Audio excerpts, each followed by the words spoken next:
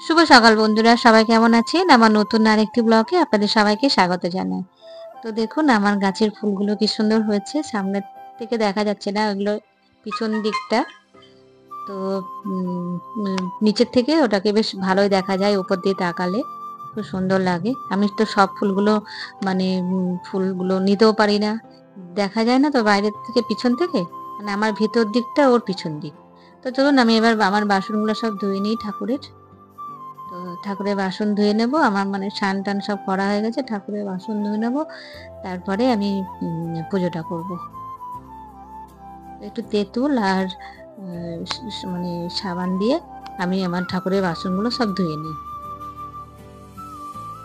একটু চেপে মাজলেই এটা ভালো পরিষ্কার হয়। তারপরে আবার ঠাকুরের পুজো-টুজো হয়ে যাওয়ার পরে যদি আবার ভালো করে মেজে ধুয়ে একটা মুছিয়ে রাখি তাহলে বেশ চকচক করে। নয়তো আবার সে কালো হয়ে যায়।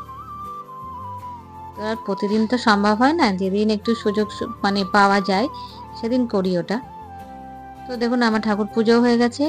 আর এদিকে আমি আমার সবজিগুলো যেগুলো নিয়ে এসেছে বাজার থেকে সেগুলো একটু তুলে রাখছি। তো বাজারগুলো তুলে রাখবো। তারপরে রান্না করব। আজকে আমার দাদা আর দাদার ছেলে আসবে মানে আমার ভাইপো। তো দেখি কি রান্না করা যায়।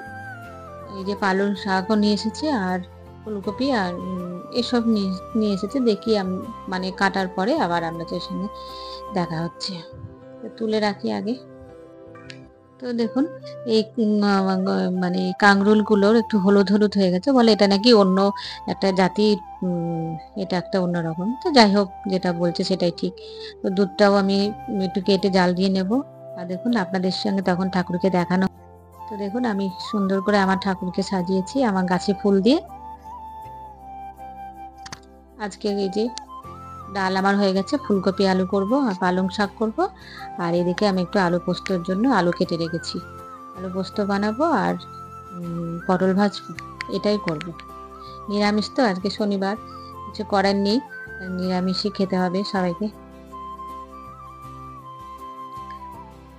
তো দেখুন ফুলকপিটা ভাবছি পরে খুব বানাবো। এই যে চালমগজ আর পোস্ত বাটা আছে।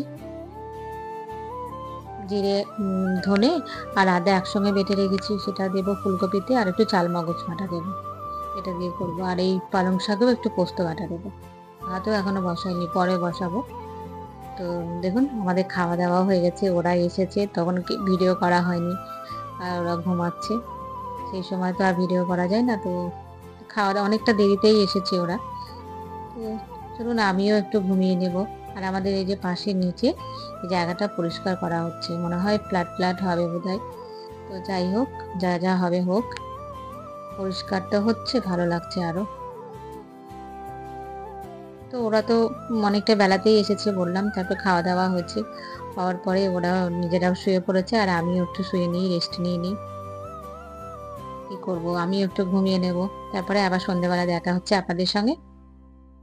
তো দেখুন আমি রাত্রিতে সবজি করে নিয়েছি একটা। আর এই যে রুটি বানাচ্ছি। সবাই রুটি খাবে বলল। তো ঠিক আছে রুটি সবার জন্যই বানানো হচ্ছে। আর অনেকটা বেলাতে মানে প্রায় 3:30 বাজে তখন বাড়িতে এসেছে। ওইজন্য আর পরোটা-টরোটা কিছু করিনি। রুটি মানে করে নিচ্ছি সবার জন্য। সবাই রুটি খাবে। আর দাদা মানে দাদার ছেলে আর ভাইপো এসেছে। ওদের একটু জামা প্যান্ট এখান থেকে কিনবে আর আমাদের জন্য জামা প্যান্ট মানে শাড়ি জামা এসব কেনার জন্য আমাদের টাকা দেবে।